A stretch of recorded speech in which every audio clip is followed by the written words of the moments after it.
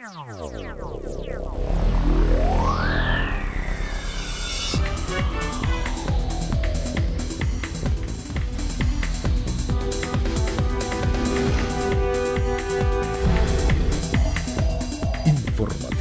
Mira TV está en ti.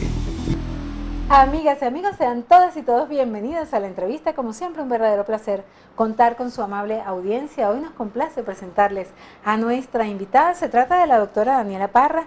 Ella es endocrinólogo y pediatra. Hoy vamos a tratar un tema realmente interesante.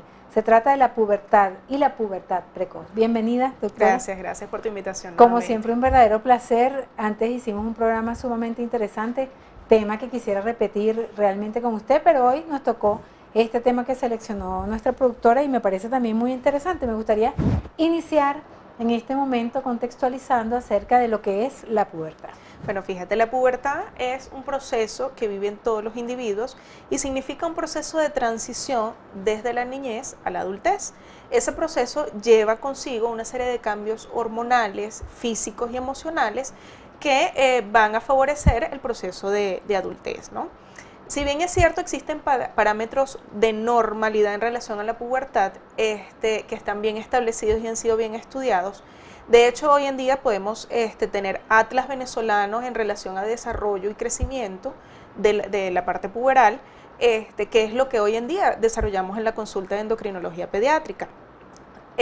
Hoy en día hemos visto, bien sea por factores ambientales, factores genéticos, que es más frecuente evidenciar en la consulta que las niñas están presentando signos puberales a edades muy precoces. O sea, cuando la niña, digamos que una joven entra a esta etapa, debe ir al médico. Inicialmente vamos a plantear se eso, recomienda, bueno, siempre todo paciente debe tener su control pediátrico, ¿ok? Y el pediatra es quien evidencia estos cambios de forma precoz.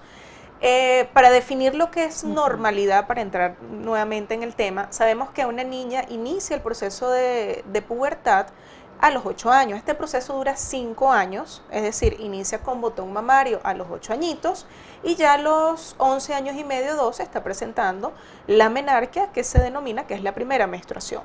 En el varón, me dirás, bueno, ¿cómo se evidencia la pubertad? Porque siempre en el varón es un poco más solapado, no es tan pragmático como en las niñas, pero el varón se evidencia por el crecimiento testicular. Eso inicia a los 9 años de edad. Porque los niños se van quedando, por ejemplo, en cuestiones de tamaño, como más pequeños. Más pequeñitos, y de repente ¿no? Hacen el estirón. De hecho, por eso tú ves niños de 6º grado, donde las niñas están con una estatura mayor, un cuerpo ya formado, donde hay un volumen mamario importante, y ves al niñito varoncito, chiquito, bebé. Flaquito, bebé. Entonces, eso se llama dismorfismo sexual, y bueno, viene dado por este balance hormonal distinto en relación al sexo. Entonces tenemos que tener claras que una hembrita a los 8 años es que inicia el proceso puberal y el varoncito inicia a los 9. Todo el proceso puberal, quiere decir botón mamario, aparición de vello púbico, mal olor sudoral que se ubique antes de esa edad, hay que hacer el diagnóstico diferencial de un proceso de pubertad precoz. ¿Y qué pasa? ¿Por qué sucede esto? Fíjate, hay factores hormonales desde el punto de vista genético que favorece este proceso. Se llaman genes inhibitorios que están de esta forma inhibidos hasta los 8 años. En ciertas cargas genéticas hay pacientes que se liberan estos genes de forma precoz, es decir, a los 5 o 6 añitos, y hacen la clínica de la pubertad.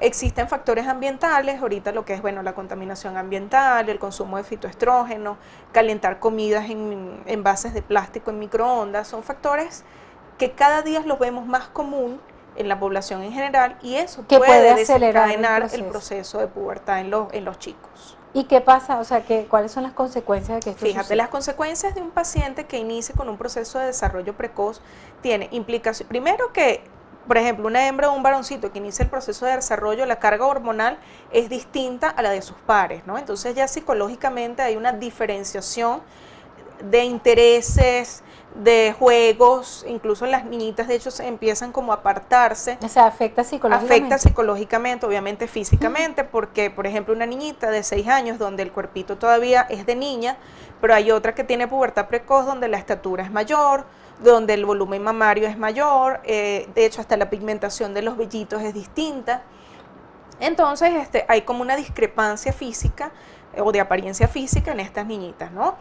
Y luego vamos a las condiciones endocrino-metabólicas, que hay aumento de obesidad, de hipertensión en el adulto, aumento de enfermedades metabólicas como la diabetes, problemas de ovarios poliquísticos, puede interferir en la fertilidad de la niña, porque la calidad ovárica cambia en el transcurso. Cuando empezamos un proceso de pubertad precoz, esa calidad ovárica se ve afectada a futuro.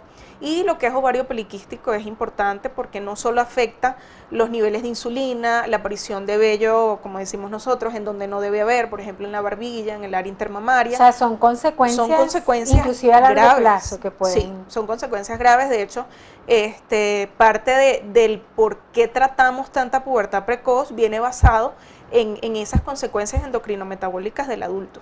Ahora, está la pubertad precoz, y en el caso de las niñas que les toque, por ejemplo, a los 8 años y no tengan, digamos, características de haber iniciado este proceso, ¿es sano también que lo hagan a los 9, a los 10? Sí, bueno, cuando tenemos un proceso de pubertad precoz, evidenciamos a nivel de útero que sí, evidentemente hay un volumen uterino mayor, donde hay un volumen ovárico mayor, donde pueden haber folículos ováricos ya funcionantes, donde hay vello púbico y todo esto. Bueno, hay tratamiento para eso, uno hace como una pausa hormonal y después cuando decidimos retirar el tratamiento. ¿Qué les dan tratamientos de qué Son tipo? tratamientos, se llaman análogos LH-RH, son carga hormonal bloqueantes de la producción de LH y FSH, que son hormonas hipofisiarias, y eso va a hacer el efecto a nivel ovárico que va a disminuir bien sea la producción de estrógeno. O sea, que retarda el proceso. Retarda, pone como una pausa en el proceso ¿Y puberal. eso no puede generar posteriormente algún otro tipo de consecuencia? No, de hecho, como son pausas hormonales, nosotros lo que tratamos de hacer es que hagan su proceso puberal a su edad normal, ¿ok? De hecho, las pacientes que tienen pubertad precoz, como están creciendo en un momento que no deben, eso se llama un tempo de crecimiento, entonces es así como que, bueno, estás creciendo en el proceso puberal, pero no te corresponde. Entonces puede haber una pérdida en centímetros a futuro. Es decir, ¿Este proceso puede ser considerado per se una enfermedad? es una enfermedad. Es una enfermedad. Está catalogado dentro de lo que es la Organización Mundial de la Salud y aquí el Ministerio de Poder Popular para la Salud como una enfermedad. Y en el caso de lo contrario, de quienes estén retardados en el proceso con respecto a su edad. Ok, en el proceso cuando está lo que hablamos de pubertad retrasada son aquellas niñas que tienen 14 años y no han presentado menstruación, o aquellos varones que tienen 16 años y todavía no han presentado el aumento de volumen testicular esperado. Para ese tipo de pacientes hay que descartar una serie de patologías genéticas. Por ejemplo, en las niñas la primera causa de pubertad retrasada puede ser una causa genética de que mamá, abuela y toda línea materna puede tener pubertad retrasada y se considera normal, o pudiéramos estar hablando de síndrome genético tipo Turner, que son niñitas que tienen una alteración cromosómica y no logran ver este proceso menstrual a menos que sea con tratamiento sustitutivo hormonal. Y también eso, digamos que se mantiene en el tiempo, tienen que tener esos tratamientos hasta la adultez. Sí, nosotros por ejemplo, del síndrome. Sí, bueno, cuando hablamos síndrome de Turner, sí evidentemente son tratamientos de por vida, son tratamientos a muy largo plazo. Ahí nos basamos entre estrógenos y progestágenos, usamos también hormona de crecimiento porque hay una carga metabólica distinta a un paciente que no tiene el síndrome, entonces sí, son tratamientos muy prolongados. Cuando hablamos en pubertad precoz, son tratamientos transitorios, a lo mejor dependiendo de la edad ósea, que es lo que nosotros manejamos para saber cuánto tiempo, pero generalmente son 2 o 3 años dependiendo de la edad del paciente. Ahora, vamos a establecer, digamos, unos parámetros en cuanto a las edades y las características que los padres debían considerar para evaluar pues cualquier posible trastorno en el desarrollo de la pubertad del niño y de la niña, ¿no? Porque Exacto. cada uno tiene características específicas, quizás la niña es quien tiene mayor, es como más visible, obviamente, los cambios, ¿no?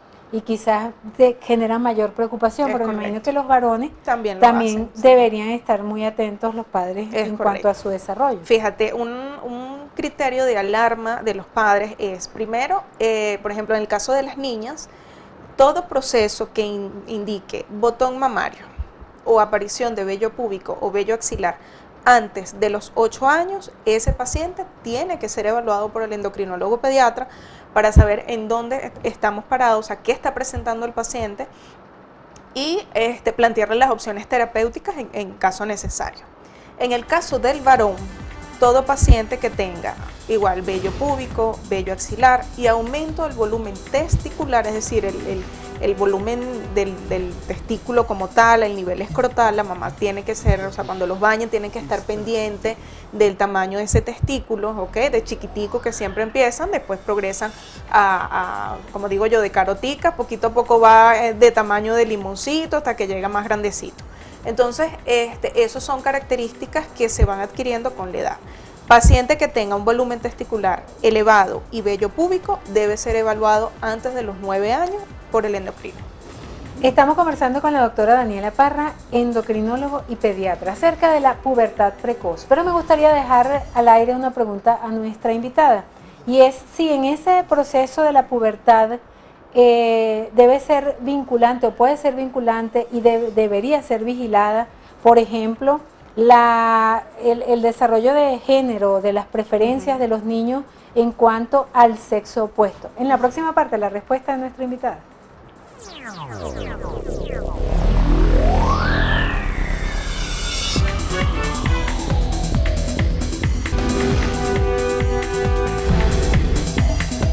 Informativo Mira TV está en ti. Continuamos con nuestra invitada, la doctora Daniela Parra, endocrinólogo pediatra. Hoy el tema es la pubertad precoz. Y quedamos para conversar con nuestra invitada acerca de esa tendencia que hay de vigilar o de estar muy pendientes, si lo debemos considerar como un tema a vigilar, las preferencias sexuales, las tendencias de los niños en el momento de ese desarrollo de la pubertad. Sí, bueno, si bien es cierto que en el proceso puberal hay afinidad por el sexo opuesto, hay ciertos parámetros que siempre deben ser vigilados por los padres, ¿no?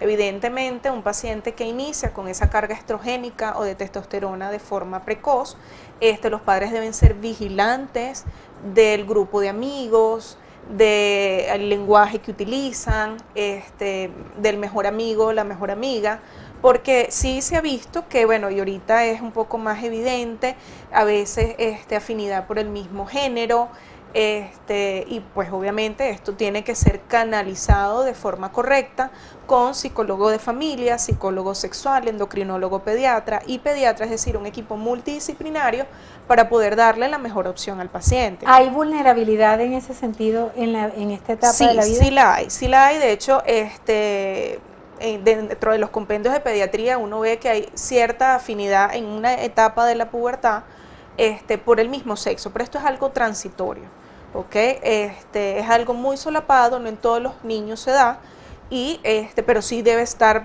o sea, los padres deben ser vigilantes de esta condición, o sea, estar atentos a cualquier actitud, cualquier cambio que ellos evidencien, debe ser consultado de inmediato por el equipo médico para poder darle la mejor orientación a estos padres. ¿Estas tendencias pueden ser genéticas?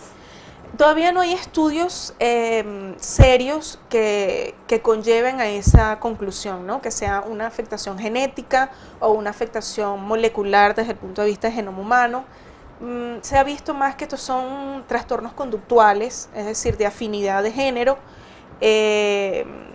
A veces, que bueno, ahorita está muy de moda, no de moda, o sea, está más evidente, la gente está siendo más abierta en relación a, bueno, el homosexualismo y a la parte de transgénero, que es una parte de la endocrinología que nosotros también tratamos. Se ha evidenciado, bueno, han habido artistas y bien sabemos que han hecho públicas su... Eso de alguna manera es un liderazgo, ¿no? Sí, ofrece un liderazgo y bueno, hay una... Igual yo siempre le digo a los padres pues que siempre tienen que estar vigilantes a todas esas condiciones que a papá o mamá no les termina como de de cuadrar sin llegar a un machismo excesivo. No, sin llegar a un feminismo machismo, un feminismo, pero... no, tampoco.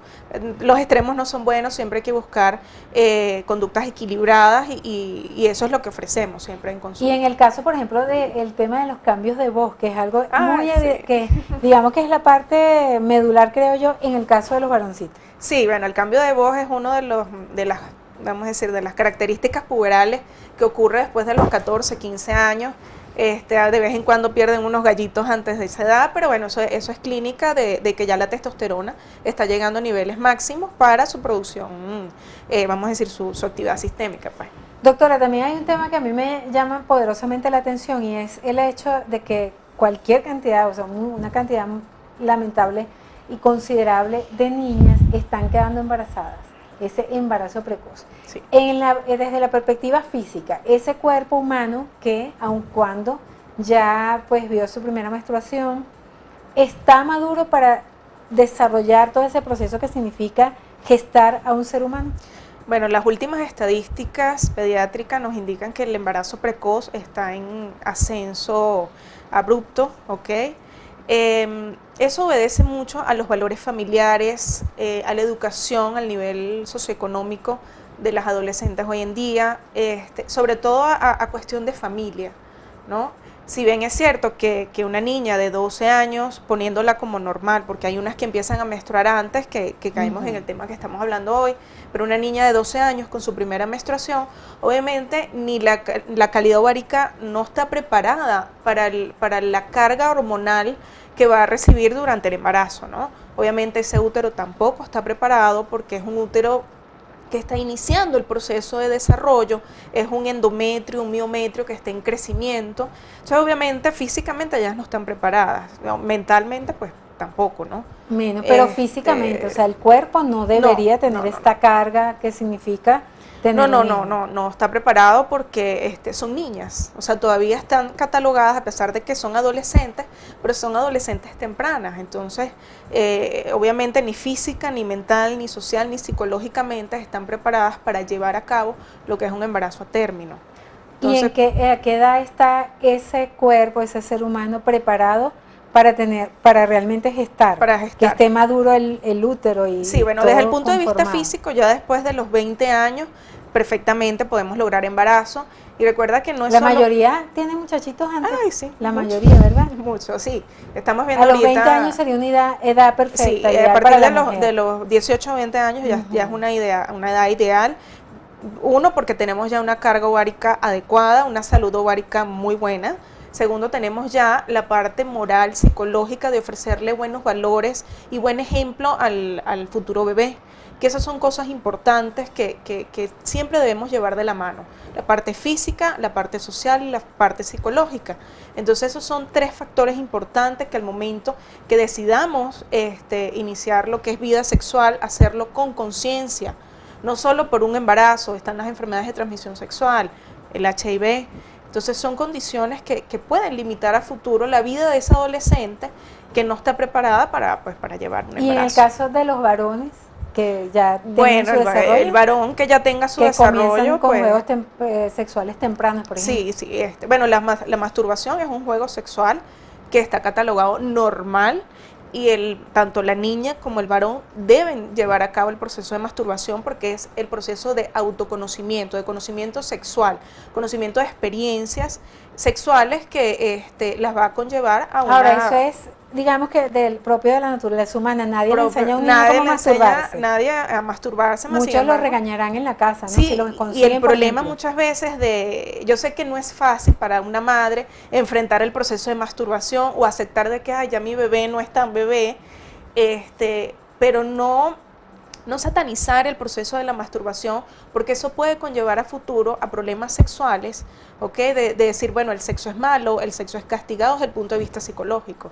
Entonces, llevarlo con la mayor naturalidad posible, eso es algo normal, todos los seres humanos pasamos por el proceso de pubertad. Somos seres sexuados, pues somos esa es seres la sexuados, naturaleza y eso humana. es para el disfrute, para el placer, eso nos da sensación de bienestar. Hay una serie de hormonas que a lo mejor después lo podemos tocar, que se producen en el momento de la relación sexual, que son hormonas placenteras.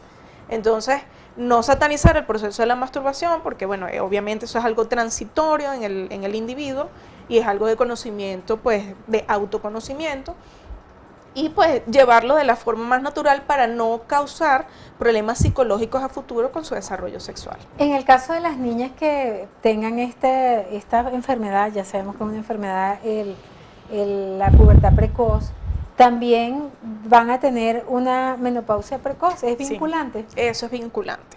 Toda niña que tenga una menarquia precoz probablemente tenga una menopausia precoz, porque claro, recuerda que la menstruación va, en cada menstruación que ovulamos, se van perdiendo óvulos en el transcurso de nuestra vida. Entonces, bueno, una niña que se desarrolla a los 9 años, ya a los 38, 40 pudiera estar presentando. ¿Los óvulos están contados? Los óvulos están contados. No, eso es un libro español, de hecho, que interesante. Evidentemente las mujeres tenemos los óvulos contados. Wow.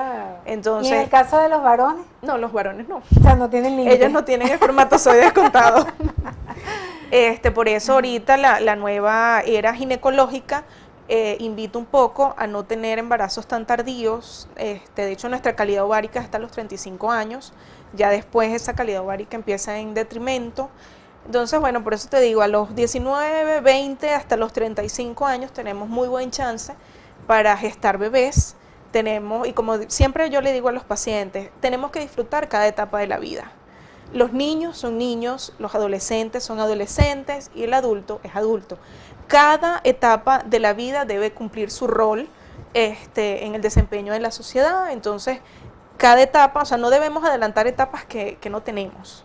Okay. Dados las tecnologías, el desarrollo humano que ha llegado, bueno, sabemos, hasta límites que estamos esperando que la ciencia nos lleve sin límites, no sabemos a dónde. Pero en el caso específico de la medicina, en el caso también de la pubertad precoz y la pubertad y el desarrollo del ser humano, ¿ha cambiado eso en estos últimos años con respecto al desarrollo de la ciencia, la medicina, la alimentación? ¿Eso ha variado? Sí, ha variado. De hecho, gracias a estos avances tecnológicos se pudo evidenciar que hay ciertos tipos de polietilenos, de plástico, que conlleva la estimulación de los estrógenos internos. Entonces, las compañías de plásticos han como eliminado este tipo de polietileno para la mejoría de la población, ¿no?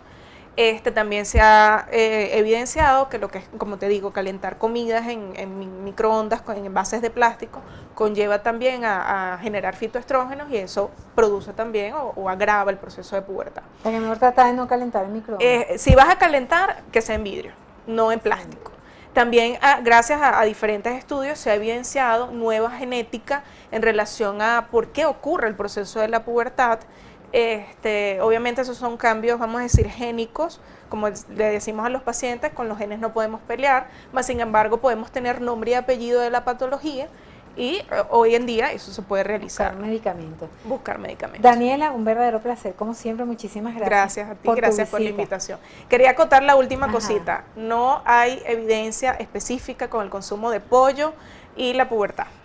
Muy importante. Así que mamás tranquilas, consuman pollo, consuman huevo. ¿Huevo? No hay ninguna evidencia científica que condiciona que si comes mucho pollo te va a salir cenito o al varón le va a salir ginecomastia. No es vinculante. No es hasta vinculante. Hoy. No. Muchísimas gracias, Daniela. Gracias por esa aclaratoria que estamos seguros que muchas madres le van a agradecer. Gracias. Gracias a la doctora Daniela Parra, endocrinólogo pediatra del Centro Médico Docente Los Altos. A ustedes, nuestros queridos y distinguidos televidentes, gracias por permitirnos una vez más entrar a sus hogares a través de la pantalla de Mira TV. Nos despedimos a nombre de nuestras productoras, Andrea León y Lourdes Navas, quien tuvo el inmenso placer de conversar con ustedes, Daisy Oropesa, deseándoles una maravillosa tarde. Gracias por compartir con nosotros. Felices.